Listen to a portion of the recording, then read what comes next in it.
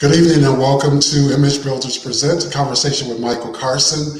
I'm your host, Michael Carson. Thank you for tuning in tonight. If you're watching this by Facebook, make sure you click that like button and that share button. And if you're watching this by YouTube, would appreciate if you click that button and that bell so you'll know when our shows are. We're here usually every Thursday night at 7 p.m. Eastern Daylight Time.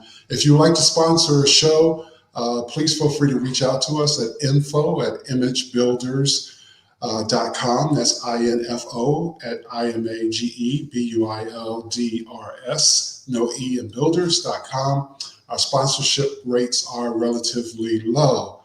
I'm excited about this show tonight. We have an excellent guest as usual. All of our guests have been excellent. But I want to bring to the screen, he's a poet, he's an MC, he's a teaching, teaching artist and community advocate. Please welcome to the show, Brother Rajnii Eddins. Welcome, sir. Thank you very much, Michael. It's my honor to be present with you. Thank you. So am I getting the last name right? Is Eddins, not Eddins? Rajnii Eddins, right? Right, great.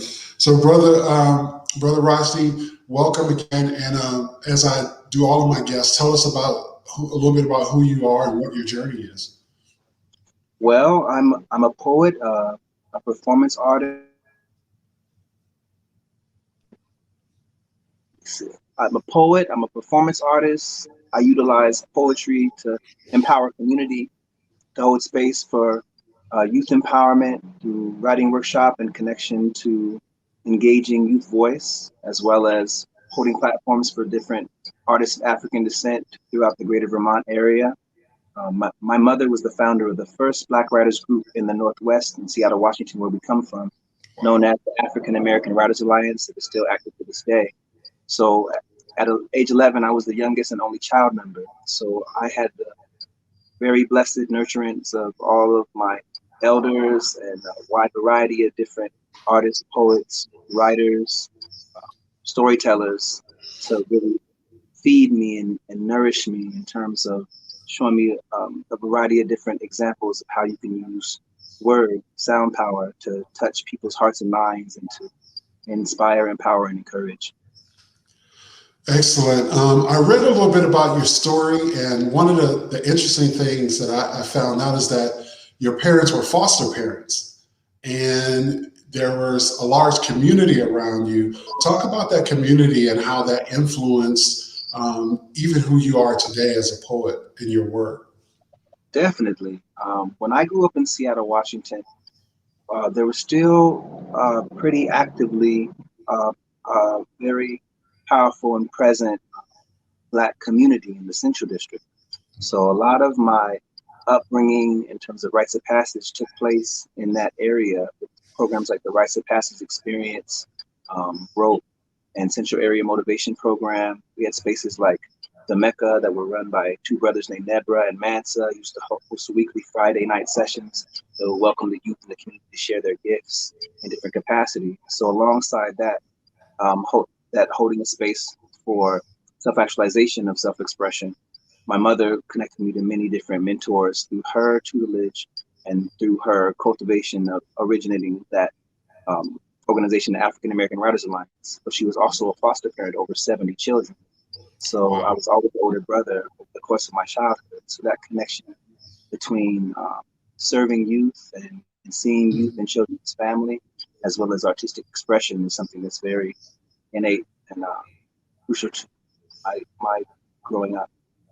So did you see yourself as like a surrogate big brother or a surrogate little brother to the many people that your parents took in and took care of? Well, definitely. I think my mother was is a very powerful woman. She was a single parent all that time. Wow. And it started with my cousins coming to us for a summer. And then over the course, she took on many more different children. And she always has said that children are a treasure. And I think the valuable thing is that a lot of people say things that sound well-meaning and well-intentioned, but she really exemplified and embodied that in terms of the ways that she treated and cared for us and held space for youth with past traumatic experiences having a semblance of family in the times that we had to spend with them, and really having an opportunity to find healing and restoration. Uh, just a really nurturing environment. Now, one of the things I failed to ask you in the beginning was Rajnii. What is the origin of that name? Is there a special meaning um, with respect to? I mean, did you take on that name, or is that your birth name? That is my birth name, and my mother has always said that it means son of truth. So I often heard that coming up, she would make sure that people say your name correctly, say Raj and point to your knee, right? Okay. Very important that people Okay. pronounce your name correctly and respect who you are and where you come from. And that's a part of honoring people, is having the care to say their names correctly. And I think now that I look at it, at my name over the course of my life, I think it's fitting the work that I do, because I have a very firm commitment to honoring the truth and holding space for um, challenging historical and present day wrongs and injustices, and affirming mutual humanity in vibrant ways. Because I had a classroom of my own household, having a wide array of diverse, um, different ethnicities of children. It was a Wow. real microcosm of the actual human family in my mind. Now, when you're a poet, you're MC, you have a number of titles, and poetry. I believe everyone has a gift. So, but creative people. I mean, I have family members who are creative. Both of my sons are creative, but I have one son who's more creative than the other. So, when did you know? Was it at 11 when you were introduced to Writing Alliance, or was it before then that you know that, hey, I have a gift, I have something that I really, I think it's powerful and I need to say? How early on was that? Can you talk a little bit about that? Definitely. I think, my mother would always have me read and recite her pieces back to her with feeling, sometimes whether I wanted to or not, just to ensure, I think, she was offering me an opportunity to embrace that same level of language that she possessed, and to kind of create another poet in the family. And I think by offering me that opportunity to try my hand at the language she was expressing, when I began to write my own pieces, I found a natural facility in my own gift, being fostered in that way. And then over the course of time, performing with AWA, with African American Writers Alliance, and being invited to present in different spaces, and having adults respect my ideas and my opinions and my creativity. Many times youth are patronized and not necessarily given that respect and reverence for their ideas and the power and potency of their own voices. So I think definitely, probably between the ages of 11 to 14, I began to see and sense that I had a natural gift in this capacity, and seeing it and hearing it reflected in the words and the positive affirmations of my elders and community really solidified that for me. And then, in fact, there was one particular time I can pinpoint when my older brother, not by blood, but just a familial connection, his name's Gates. He's kind of a world famous artist now too. He had said to me at one point, "So why do you write?" And I responded to him. I said, "What do you mean? So people can apply." and said, Okay. he said, "Well, you really have a gift. You should think about what you want to use it for." So that was the first time I started thinking a little bit more deeply about, oh, if I have the power to hold space for people's attention being engaged, how do I want to maximize that opportunity? And what do I want to leave of lasting value? So are there other, the African American Writing Alliance, talk a little bit about that organization. Are there other programs similar to that? Is it just for young people, or is it primarily any person?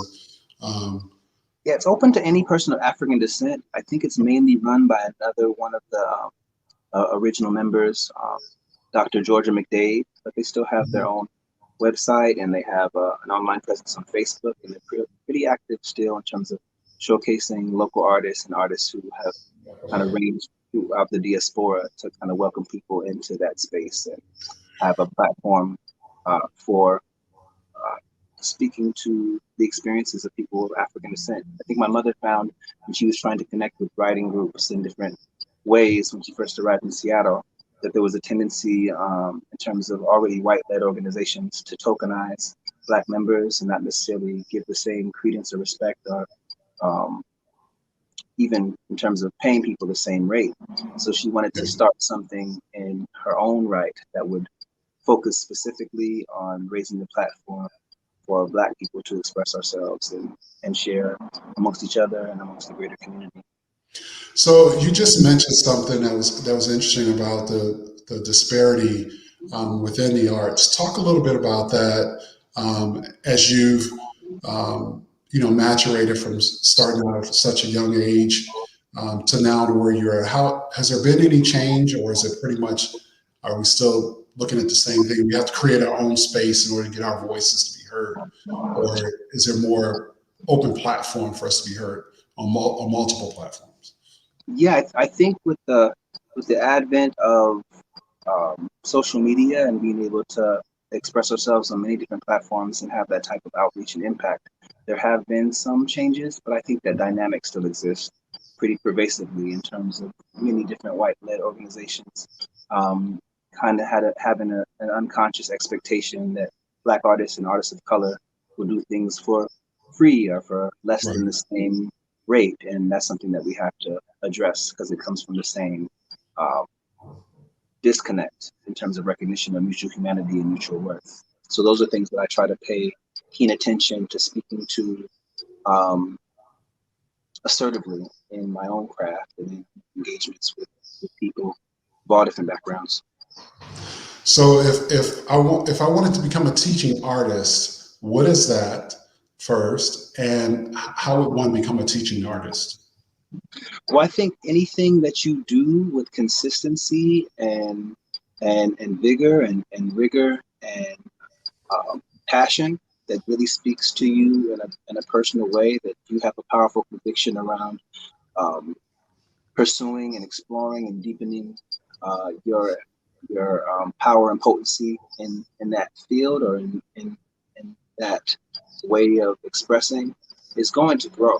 So for me, I was fortunate to kind of have a trajectory where a lot of energy, positive affirmation, love, support, encouragement, nourishment was poured in at a very young age. And as a result, I think this is the case with anything that exists, with it, plants themselves. Like, you give them sunlight and good soil, good environment to sustain, then they'll flourish. If they don't receive that, well, it's adverse. I think because of that trajectory and that crucial pouring, I was able to embrace different opportunities as I grew. And because people saw that my gifts were being fostered and they had a dynamic impact on the audiences I engaged with, I would be invited into the classroom to present in different spaces, even as a teen.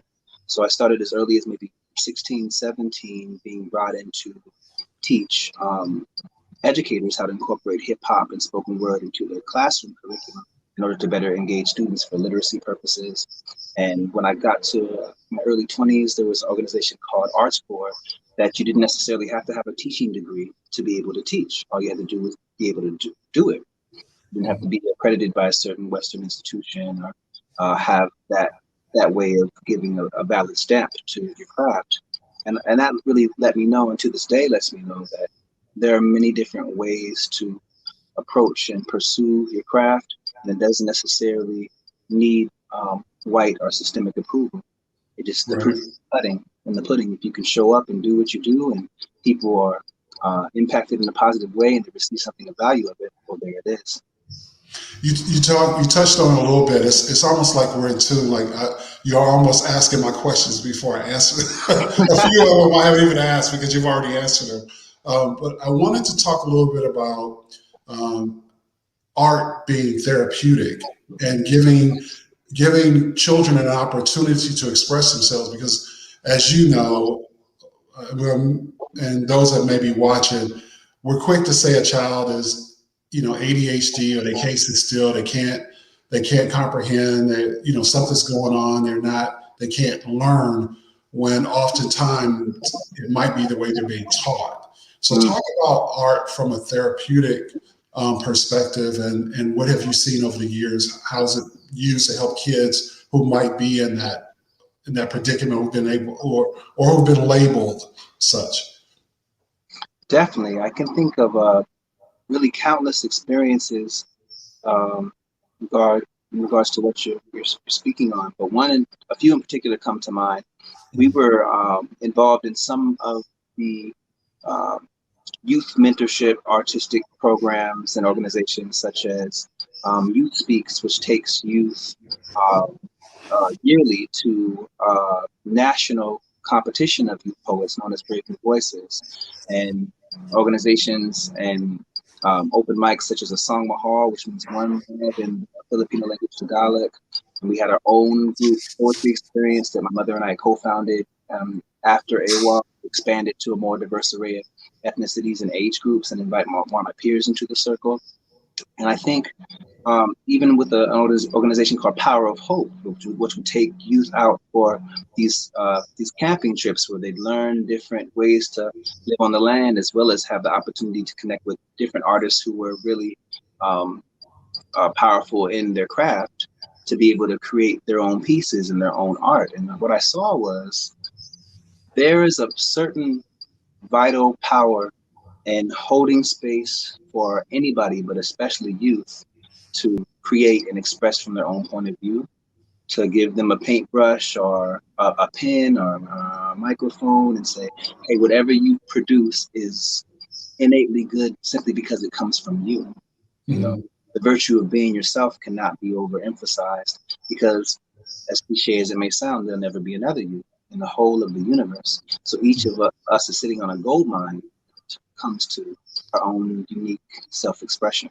So I think holding space and witnessing many youth who had suffered past traumatic experiences find a holistic, supportive community that was openly encouraging them to be courageously vulnerable, and to see merit in that, to see that you don't have to have like a hard exterior, or you can tear up that cool card quite literally and figuratively, and express what's on your heart and mind, and be affirmed by people who sincerely love and support you. But when you feel that, it solidifies something in you and your own innate worth. And it also gives you a certain empowerment to be able to turn the things that were traumatic or hardships or things that you might have been misdiagnosed as being permanently this particular diagnosis into something that's powerful for you to express and turn that on its ear. And then you can be a living example and embodiment and encourager and inspirer for your peers and those coming next after you.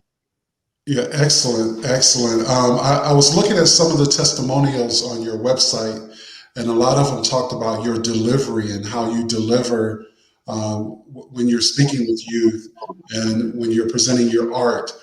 Talk about that delivery, and is that intentional, or is that's just who you are? Is that something you've developed over time?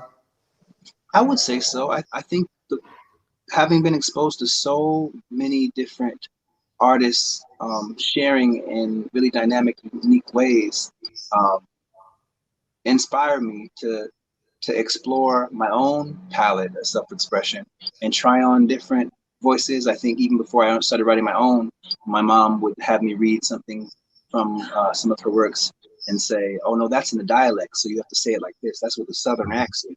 Or you have to say it like in this type of voice, or there's an emotion here, right? So like being able to kind of know that there's a certain musicality and emotion and intonation of your voice and the raising and lowering of your speech that draws people inward to listen more intently, kind of taking people on a journey that way, and using these different means and devices can really deepen the connection of an audience of listeners to a piece that's being expressed, and invite them into a world that you're creating in that realm. Excellent, excellent. For those of you that have just tuned in, you're live on YouTube or Facebook. This is Conversation with Michael Carson. We're here every Thursday night. Tonight we have poet, Emcee, teaching artist, community activist, Rajnii Eddins on tonight. And I want to switch it over a little bit from the questions to just give him an opportunity to express himself in whatever form of art form he would like to do so. You can't have an artist on the show and not give them an opportunity to express themselves in art. So, Brother Rajnii, the floor is yours. Thank you so much. Well, I may share one of the title piece from my work, Their Names Are Mine, which is a compilation of my poetry over about a 20 plus year span or so. And it's a piece that I was co-writing with a friend of mine from back home in Seattle, another poet, Chelsea Richardson, who's an amazing poet as well, who we had been discussing the need to address the history and present day continuation of brutalization against Black people and Black bodies by the police and by citizens. We just had the 100-year anniversary of the massacre, and this is something that still has not been recompensed or repaired among the people who suffered that victimization. And as much as a lot of mainstream media and different spaces will try to call these things isolated incidents, if you have a sequence of events that never ceases, that's not isolated. Right. We had wanted to write something that would speak with humanity and with emotional intensity to push people to vulnerably experience the grief of Black people historically and present day, to humanize and sensitize people to their own humanity. Because I think a crucial growth step for human beings globally is appreciating our connection to Africa and African people from our origin to the present day, and humanizing that reality of hardship that we experience and have experienced in the past and still experience today is a necessary step to that goal. So we had begun to write it in the wake of the trial of Trayvon Martin, the boy who was killed, the adolescent who was killed by George Zimmerman. And then we had just found out, she had called me in tears actually saying, this is just going to keep happening. You know, they acquitted this man on some stand your ground law. And like, what is the point of even doing this? Like, no, it's never going to change. So I tried to console her and say, we have to, we're given these gifts for that purpose, to hold space. And even farmers who plant seeds, not everything takes to the soil, but if you don't plant anything, nothing's going to grow. Nothing. Yeah, so exactly. I kind of consoled her and affirmed her, and then I got off the phone and did my own weeping. And then I just kind of held space, and this is the piece that came from that time. So this is called for Trayvon Mike Brown, and the countless unnamed. Lynching is not dead. It's done in broad daylight, under the hot lights of media frenzy, for Black blood, white guilt, white fear, and white acquittal, where brown boys are still expendable. Michael Vick should have had Zimmerman's lawyer. Brown boys are worth less than Black dogs. Trayvon should have been a Brown lab. Maybe then we'd see more of a humane society's presence. If poems could march in the streets, overturn verdicts, bring corrupt police to justice, if they could bring a boy back his life and a mother back her son, a father back his boy, return bullets to a gun, unloose the lynch rope and unravel the knots from choked throats, we would not be choking on tears. When do our lives become valuable in the eyes of the law? When does hate cease to be exonerated behind a badge and lighter skin? And God forbid you wear a hoodie in the rain while having Black skin with Skittles in your pocket. You can taste the rainbow, but you can't taste freedom. Wow. You taste your own blood, but you can't taste the rainbow. Wow. Diversity is white people's code word for niggers. You can taste the rainbow, but not if you're too dark. The rainbow may come during the storm. If you're too dark on a block in a hoodie and the Skittles fall from your pocket, you never taste the rainbow. Your killer has the right to stand his ground. He may shoot you in the heart, and America may relive it in sordid detail. She is only reliving her nightmares. She dreams nightmares often. Open caskets, ashes, weighted limbs, no coffins. Two. His name is Trayvon Martin, Renee Davis, Khalif Browder, Corey Jones, Freddie Gray, Michael Sabbie, Delron Small, Terrence Sterling, Terrence Crutcher, Joseph Mann, D. Wiggum, Tyree King, Keith Lamont Scott, Darren Stills, DeAndre Joshua, Philando Castile, Alton Sterling, Corin Gaines, Oscar Grant, Mackenzie Cochran, Jordan Baker, the Charleston Nine, Andy Lopez, Miriam Carey, Kamani Gray, Larry Eugene Jackson, Timothy Stanberry, Sean Bell, Sandra Bland, Natasha McKenna, Joyce Cornell, Rakina Jones, Lai Strickland, Albert Sewell, Samuel Host, Samuel DeVos, Maya Hall, Alicia Thomas, Tarika Wilson, Benzel Red Hampton, Giovanni Joseph McDade, Ermias Joseph Ashton, Aaron Campbell, Alonzo Ashley, Tanisha Anderson, Dante Parker, Jonathan Farrell, Eric Garner, John Crawford, Amara Brago, Keith Vidal, Michael Brown, Jordan Davis, Akai Gurley, Kajim Powell, Tamir Rice, Jason Harrison, Manuel Hawkins, Ayanna Jones, Kendrick McDade, Melissa Williams, Rakia Boyd, George Floyd, Breonna Taylor, Chavez Carter, David Latham, Yvette Smith, Luis Rodriguez, Matthew Paulo. His name is Amadou Diallo. He has a name. His name is I Can't Breathe. His name is Emmett Till.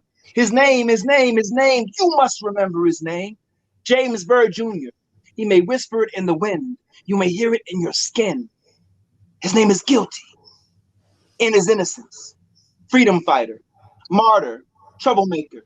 His name, Malcolm X, Martin Luther King, he has a name. His name is Black Boy, Blacklisted, Blackballed. His name is Black Power, Black Baby, Black Market for Green Cash. Stolen life, tied to a tree, burnt at the stake. His name, probable cause, the Negro problem. Chalk outline, white man's fear. His name, ear for souvenir. His name, Black Nigger Boy. Fred Hampton, Huey P. Newton, Medgar Evers. His name saves lives, mobilizes movements. His name is Watch for a Black Messiah. Bullet to the heart, boy in jaws of wolf. White girl called rape, whistle too free, head too high. His name, look me in my eye. His name must die. Gangster, thug, menace, stereotype. His name is Wretched Like Demon. His name is Taken to the Iron Bridge on Main Street. His name's the pool until his neck cracks. Stabbed, hung, shot, burned, ravaged by relic hunters. His name is Mistaken Identity. Scottsboro Boys, The Ski Experiments, David Walker, Living, Breathing Black Manhood, Heathen, Pagan, No Salvation. His name is You Free Nigga, Now Get Over It. Stolen African, Strange Fruit, Stranger in a Strange Land, In Danger of Deranged Hands, Enemy of the State, Genetic Dissenter, Asphalt Art, Bloody Memory, Collateral Damage, White Man's Burden. That happened so long ago. Chain Gang, Wage Slave, Chattel, on the rack, in the irons, on the run, wanted. His name is Arthritic Hands That Felt More Thistles Than Cotton. His name is Put Your Hands Up, Spread Them, Stop or I'll Shoot. His name is Bang, 41 shots, Assad Shakur, Angela Davis, Breakfast Program, Black Panther Party for Self-Defense. Yes, He has a name. His name is Beaten Severely, Urinated on, chained by the ankles. His name is Dragged for 3 miles and decapitated. 81 places have the remains. His name is Missing an Arm. His name is Crackhead, War on Drugs, War on Poverty, Scapegoat, Sacrificial Lamb. His name is Kicked Carcass, Convict, Criminal, Thief, Drug Dealer, Victim. Still a child, his name will never breathe again. His name has a mother. His name is Expendable, Sundown Laws, Jim Crow Cars, Jim Crow Bars. His name is Racial Profiling. In court, just call him Profiling, because this is not about race. His name is Marcus Garvey, Frederick Douglass, Ida B. Wells. No rights a white man is bound to respect. His name has a title when he dies. His name is Mr. Martin. Wearer of the black hoodie, walker of the home path, wrong place, wrong time, wrong skin, wrong crime. His name is holder of the Skittles. His name, his mother knows his name. Her tears spell it in big, bold letters down her cheeks. His name is gone too soon. His name is Starkey, Spook, Jigaboo, Sambo. His name is different. too difficult to be pronounced by thin lips with forked tongues. His name dies without justice. Mm. Lost, bottom of the ocean, shark food, triangle trade of littered bones. His name is Sunchild, star fruit, young, gifted, and black, but you can call him nigga. His name, he has a name. His name is The Sun is Rising. His name is Wake Up! I know his name because his name is mine. Wow. Wow, wow, wow. I don't even know what to say after that. It's just you were reading all the names, and sadly, we didn't even scratch the surface. Mm. We didn't even scratch the surface of 400 years plus of white supremacy, Jim Crow laws, uh, present day laws that are still in the books. Mm. Our names are all wrapped up in that. And that was just such a powerful piece. How is your book, which by the way, I got my Kindle copy. I have yet to dig into it. I'll be digging into it.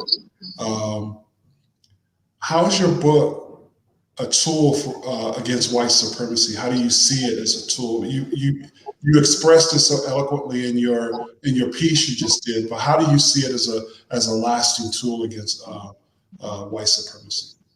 Well, I think that I take a note from the book of Ida B. Wells. She had said that a way to right wrongs is to shine the light of truth upon them. Mm-hmm. So I think just the mere fact that in years past, us even having the audacity to speak our truth Yeah, was an offense punishable by death or yeah, by brutalization. So bearing in mind that we quite literally stand on the shoulders of our ancestors, mm-hmm. we owe them a debt of gratitude and honor for the sacrifices they made just for us to be here. My mother Yeah, always said, we're the survivors of the survivors. Because so many were lost in just the transatlantic slave trade in the Middle Passage and being enslaved and brought over to this place. And then we went through another uh, level of that hell in terms of the gauntlet of enslavement and that dehumanizing and brutal experience that still has so many remnants in today's contemporary America and the world over.